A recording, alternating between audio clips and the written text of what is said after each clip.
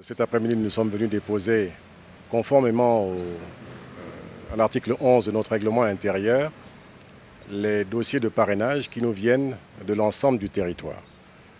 Nous avons limité le nombre aujourd'hui à ce qui est requis, mais nous pouvons en faire bien plus. Et nous avons voulu effectivement respecter les dates donc indiquées, c'est-à-dire 30 jours avant le congrès. Nous avons fait en sorte de nous conformer au texte du parti. Les dossiers de candidature, du moins les parrainages sont déposés.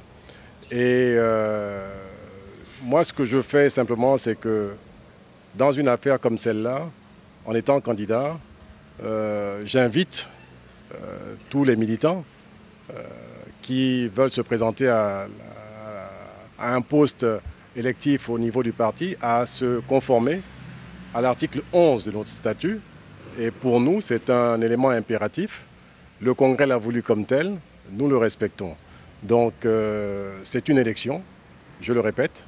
Ce n'est pas un consensus, comme j'ai pu l'entendre, parce que les règles du parti sont claires. Le Congrès élit le président, les vice-présidents, le secrétaire exécutif et les secrétaires exécutifs adjoints. Donc nous allons à une élection et nous ne ferons pas autrement que cela. Mon dossier, il est prêt et j'attends l'élection avec l'ensemble des militants du parti prêts à prendre part à la suite de notre congrès. À la fin du mandat du président du parti, des vice-présidents, du secrétaire exécutif et des secrétaires exécutifs adjoints, nous devons renouveler l'ensemble du bureau, des membres électifs du bureau national. Je suis à l'Union nationale depuis sa création.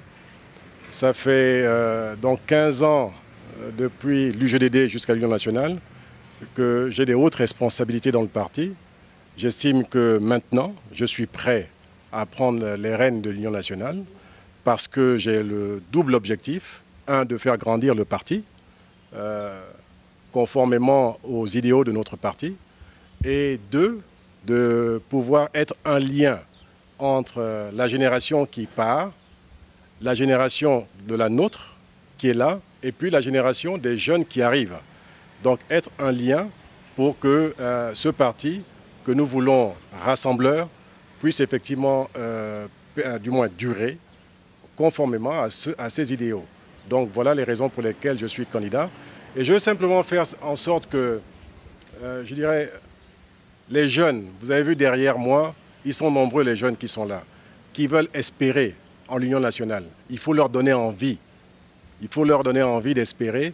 Il faut leur dire simplement que nous, à l'Union nationale, nous allons nous battre pour eux. Nous allons nous battre pour le Gabon.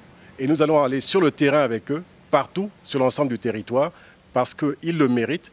Et les Gabonais, effectivement, veulent voir un parti qui soit proche des populations, proche des citoyens. Et c'est ce que nous allons faire avec l'Union nationale.